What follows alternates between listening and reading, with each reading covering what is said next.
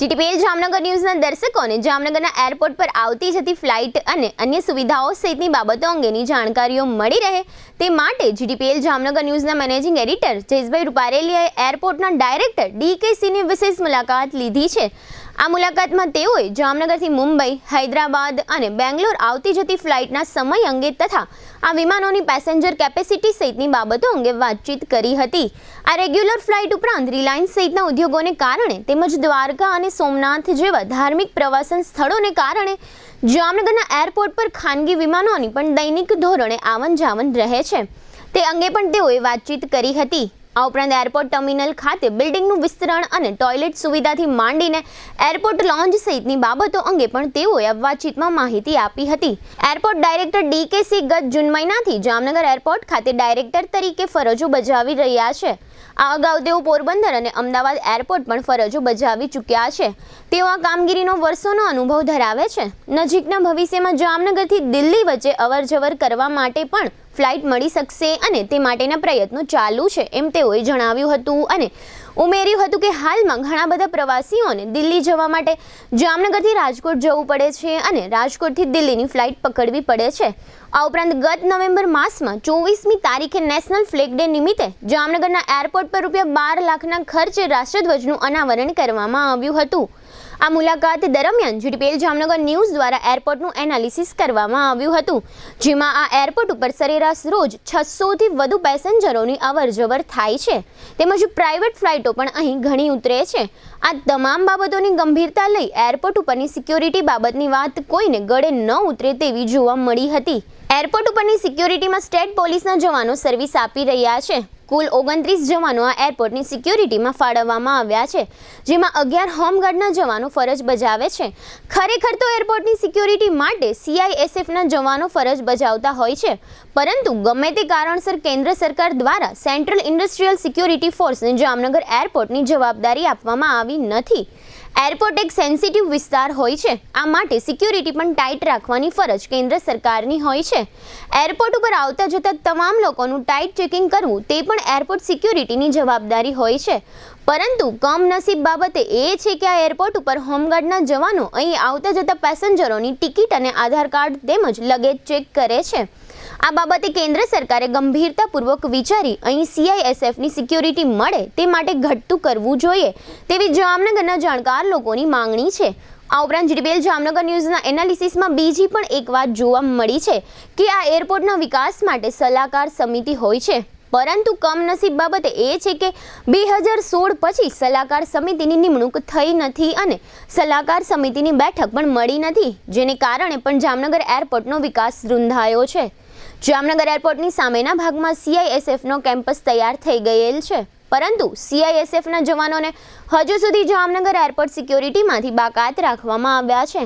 કેન્દ્ર સરકારે જામનગર એરપોર્ટની સિક્યોરિટી બાબતે ઊંડાણપૂર્વકનો અભ્યાસ કરી કોઈ કમનસીબ બનાવ બને તે પહેલાં તાત્કાલિક પગલાં લેવા જોઈએ। એરપોર્ટ ડાયરેક્ટરે જીટીપીએલ જામનગર ન્યૂઝના મેનેજિંગ એડિટર જયેશભાઈ રૂપારેલિયા સાથે વિસ્તૃત વાતચીતો કરી હતી। આ વાતચીતના મુખ્ય અંશો અત્રે પ્રસ્તુત છે।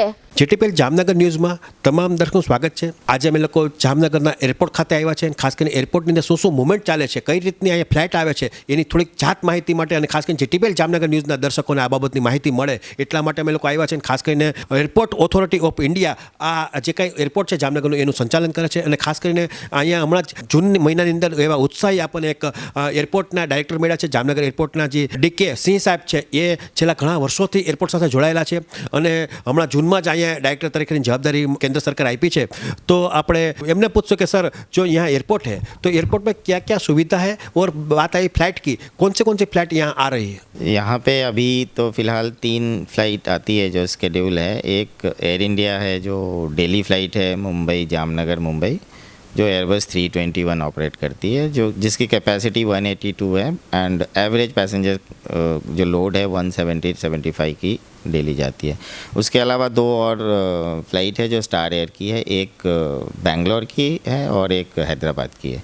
उसके अलावा average additional 2-3 flights non schedule के होते हैं यहाँ पे due to Reliance Nayara energy यहाँ पे हैं, प्लस द्वारिका देवभूमि है जो यहाँ पे पिलग्रिमेज पॉइंट ऑफ व्यू से, तो यहाँ पे इतनी फ़्लाइट्स ही हैं। एवरेज पैसेंजर का देखें तो डेली एवरेज 300 पैसेंजर की कैपेसिटी है यहाँ पे। सर ये समझो यहाँ पे हैदराबाद, बेंगलोर और मुंबई यहाँ से इजी फ्लाइट मिल जाए डायरेक्ट। हाँ, इजी डायरेक्ट फ़्लाइट है यहाँ से, डायरेक्ट फ़्लाइट ही है। सर यहाँ की सिक्योरिटी की बात करें तो सिक्योरिटी कौन सी है, कितने समय ये एयरपोर्ट खुला रहता है? यहाँ पे सिक्योरिटी गुजरात पुलिस की है, स्टेट गवर्नमेंट की है।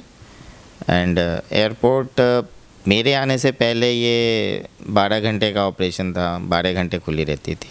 उसके बाद सेंट्रल गवर्नमेंट के इंस्ट्रक्शन के हिसाब से अभी वो 16 घंटे की खुली रहती है, सुबह 8 बजे से लेकर रात को 12 बजे तक। रोज़ आपकी 3 फ्लाइट तो आती है, समझो मंगल बुध तो आपकी फ्लाइट स्टार ये नहीं आती, तो और प्राइवेट फ्लाइट भी बहुत आती होगी? प्राइवेट फ़्लाइट रिलायंस के कभी कभी 10 भी आते हैं, एक दिन में 5 फ्लाइट्स भी होते हैं। एवरेज डेली 2-3 फ्लाइट्स रहते हैं। उसके अलावा द्वारकाधीश और सोमनाथ की वजह से भी पैसेंजर्स आते हैं, फ्लाइट्स आती हैं। सर यहाँ दुख की बात है, मैंने यहाँ एयरपोर्ट से देखा कि स्टेट पुलिस तो मैंने देखी लेकिन होमगार्ड देखा है, ये कम नसीब बाबत है। इसके बारे में मैं कुछ कमेंट नहीं कर सकूँगा, बट स्टेट पुलिस है और ये गवर्नमेंट का इंस्ट्रक्शन है कि आइदर स्टेट पुलिस रहना है या CISF रहना है। ये इसके बारे में हम ज़्यादा नहीं बोल सकते हैं। सर समझो यहाँ हैदराबाद, बेंगलोर और मुंबई डायरेक्ट फ्लाइट है, और फ्लाइट की कोई बात है अभी?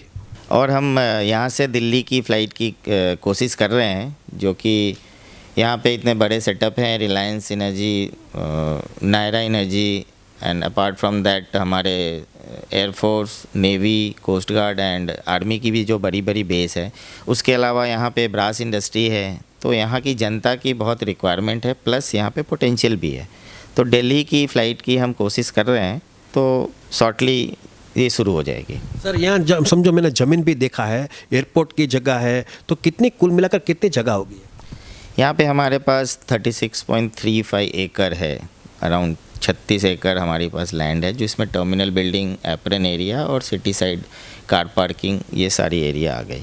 सर यहाँ से समझो मुंबई, हैदराबाद और बेंगलोर 3 फ्लाइट यहाँ से जाती है, तो वहाँ पैसेंजर की जहाँ तक बात है तो पैसेंजर अच्छी तरह से मिल जाता है यहाँ पे? पैसेंजर हाँ, ऑलमोस्ट 90% कैपेसिटी फुल जाती है। आप दिल्ली की बात करें तो दिल्ली की जहाँ तक बात है तो दिल्ली का आपको ट्रैफिक मिल जाएगा? अभी तक के सर्वे के हिसाब से दिल्ली का ट्रैफिक ज़रूर मिलना चाहिए, क्योंकि जामनगर के जो जनता हैं वो राजकोट से दिल्ली की फ़्लाइट पकड़ते हैं, और राजकोट पहले जो एयरपोर्ट था वो सिटी में था। अभी नया हीरासर एयरपोर्ट सिटी से और 30-35 किलोमीटर्स दूर हो गया है, तो यहाँ के पब्लिक को और 30-35 किलोमीटर्स दूर जाके दिल्ली की फ़्लाइट पकड़नी पड़ती है। तो पहले से ही यहाँ पे पोटेंशियल थी दिल्ली की, तो हम कोशिश कर रहे हैं कि इसको मिला के ही एक दिल्ली की फ़्लाइट शुरू करें। ये इसका आने का जाने का टाइम क्या रहेगा सर, हैदराबाद, बेंगलोर और मुंबई? वो तो डिपेंड करेगा एयरलाइन ऑपरेटर के ऊपर कि क्या उनको जचता है, पैसेंजर के सुविधा के हिसाब से। मोस्टली मॉर्निंग में होनी चाहिए। अभी मैं उसके लिए दिल्ली की बात नहीं कर रहा हूँ, जो अभी 3 फ्लाइट जा रही है, इसका टाइम टेबल क्या है? इसकी एयर इंडिया की फ़्लाइट है, जो यहाँ पे आने का टाइम 12-12:15 बजे है, और उसके 45 मिनट्स के बाद वो टर्न अराउंड हो जाती है। उसी तरह स्टार एयर की जो है वो हैदराबाद से आती है और बेंगलोर जाती है, वो मॉर्निंग 8:50 को आती है और उसके 25 मिनट्स में टर्न अराउंड हो जाती है। दूसरी इवनिंग में आती है जो बेंगलोर से आके हैदराबाद जाती है, तो वो करीब 4:15 को आती है और उसके 25 मिनट्स में टर्न अराउंड हो जाती है। सर मैंने सुना है यहाँ थोड़ा आधुनिक फैसिलिटी देने के लिए आप ये यहाँ पे रिनोवेशन भी करने वाले हो? हाँ, हम टर्मिनल बिल्डिंग का फेस लिफ्ट, रिनोवेशंस वगैरह करने का अभी प्रोसेस कर रहे हैं। हमारे सारे टॉयलेट्स रिनोवेशंस के टेंडर हो चुके हैं, उसको वर्क अवार्ड हो चुका है। हम आधुनिक सुविधा के हिसाब से टॉयलेट बना रहे हैं पैसेंजर के लिए, और पैसेंजर के लिए एडिशनल फैसिलिटी के लिए हम स्नैक बार की फैसिलिटी सिक्योरिटी होल्ड एरिया के अंदर कर रहे हैं, जो अभी तक नहीं है। स्मोकिंग लाउंज हम सिक्योरिटी होल्ड एरिया के अंदर कर रहे हैं। उसके अलावा और भी हम पैसेंजर के लिए फैसिलिटीज़ कर रहे हैं, लाउंज बनाएंगे, सब चीज़ आधुनिक फैसिलिटी बनाएंगे। आपने यहाँ 5-6 महीने से आपने ये चार्ज संभाला है, क्या देखा है, क्या आप नई करने वाले हो यहाँ एयरपोर्ट में? सबसे बड़ा कंस्ट्रेंट तो हमारे पास टर्मिनल बिल्डिंग का है, जो हम बिल्डिंग एक्सपैंड कर रहे हैं, पहला नंबर। दूसरा नंबर सिक्योरिटी होल्ड एरिया हमारे पास इतनी छोटी है, जिसमें 170 की कैपेसिटी की सपोज़ एयर इंडिया के पैसेंजर जाते हैं, तो उसमें जगह नहीं रहता है पैसेंजर को बैठने के लिए, तो हम उसको एक्सपैंड करेंगे, सिक्योरिटी होल्ड एरिया की कैपेसिटी बढ़ा रहे हैं। उसके बाद हम बिल्डिंग का एक्सपेंशन करने का भी सेकंड प्लान कर रहे हैं। तो सबसे पहले हम बिल्डिंग कैपेसिटी बढ़ाएंगे तो हम एडिशनल फ़्लाइट लाने की कोशिश करेंगे। तो ये हमारा एक्सपेंशन प्लान है अभी तक। सर, अपने एक 12 लाख रुपया का राष्ट्रध्वज का भी आपने यहाँ ध्वज लगाया है, बड़ी बात है। तो ये ऐसी सोच आपको कहाँ से मिली? ये तो हमारे पास सरकार के ऊपर से इंस्ट्रक्शन भी आते हैं, कुछ हमारी सोच रहती है, तो उसको मिल के हम काम करते हैं। वो राष्ट्रध्वज का तो इंस्ट्रक्शन था कि सारे मेजर इस्टेब्लिशमेंट पे वो राष्ट्रध्वज लगाना है, जो 24/7 लगी रहेगी, उतारी नहीं जाएगी। और वो हमने एक ही एडिशनल काम किया कि वो ऑलरेडी बन के तैयार थी और कम्युनल हारमनी वीक चल रहा था, जो 19 नवंबर से 25 नवंबर तक थी, और 24 नवंबर हमारा फ्लैग डे था। तो हमने 24 नवंबर को उसको अनवेल कर दिया था। सर, समझो राजकोट अहमदाबाद के कंपैरिजन में यहाँ जामनगर एयरपोर्ट में क्या कमी है? यहाँ पे पैसेंजर वहाँ से कम हैं, छोटे हैं, एयरपोर्ट छोटा है। बट छोटा है तो इसका मतलब ये नहीं कि कमी है। कमी हमारी पहले से थी, रिक्वायरमेंट कम थी, बिल्डिंग छोटी थी, फ़्लाइट कम थे। अभी जैसे जैसे फ़्लाइट बढ़ रहे हैं वैसे वैसे हम फैसिलिटी ऐड कर रहे हैं। हम बड़े जगह को देख के ही सीखते हैं, तो बढ़ा रहे हैं, બિલ્ડિંગ की एक्सपेंशन कर रहे हैं। उसी तरह फ्लाइट बढ़ेगी, पैसेंजर भी खुश रहेंगे। એટલે આ તમે જોયું કે આ ડીકે સિંહ સાહેબ હતા અને ખાસ કરીને એરપોર્ટ ડાયરેક્ટર છે અને વર્ષોનો અનુભવ છે, લગભગ 23 વર્ષથી એમણે આ મુમેન્ટ ટૂંકમાં એરપોર્ટ સાથે સંકળાઈ ગયા છે અને ખાસ કરીને અહીંયા તો એરપોર્ટ ડાયરેક્ટર તરીકે એમની ડાયરેક્ટ નિમણૂક થઈ છે અને પહેલાં પણ પોરબંદર, અમદાવાદ અલગ અલગ જગ્યા ઉપર એમણે સર્વિસ આપી છે, પણ એક ઉત્સાહી છે અને એરપોર્ટને કઈ રીતે ગતિમાં લાવવું, કઈ રીતે આખી વાત ફોલો કરવી, ઉપલા મેનેજમેન્ટ સુધી આખી વાત પહોંચાડનાર અધિકારી છે અને સક્રિય અધિકારી તરીકે એમની છાપ અહીંયા એરપોર્ટના સ્ટાફમાં પણ જાગૃત થઈ ગયા છે। એટલે આ રીતે જામનગર લેવલે એક આપણને નવા અધિકારી મળ્યા છે, પણ આવતા દિવસોમાં દિલ્હીની ફ્લાઇટ પણ આપણને મળશે। અત્યારે હૈદરાબાદ, બેંગ્લોર અને મુંબઈ આ 3 ફ્લાઇટ તો થઈ ગઈ છે અને ખાસ કરીને એમનો નસીબ આપણા એ સારા છે કે એ લોકોને જે એરલાઇન્સ કંપનીઓ ચલાવે છે એમને પૂરતો ટ્રાફિક પણ મળે છે, એટલે ભવિષ્યમાં બંધ થવાને કોઈ ચાન્સ નથી અને દિવસે દિવસે પ્રગતિ થાય છે। અને ખાસ કરીને આ જામનગર ખાતે આ બધી વ્યવસ્થા થવાને કારણે દિલ્હી ડાયરેક્ટ ફ્લાઇટ જશે, એટલે રાજકોટ લોકો જાય છે અત્યારે ફ્લાઇટ મારફત, એટલે રાજકોટ જવું પડતું હોય, ખર્ચા પણ લાગતા હોય, સમય શક્તિ બગડતા હોય, પણ હવે આવતા દિવસોમાં આવું નહીં બને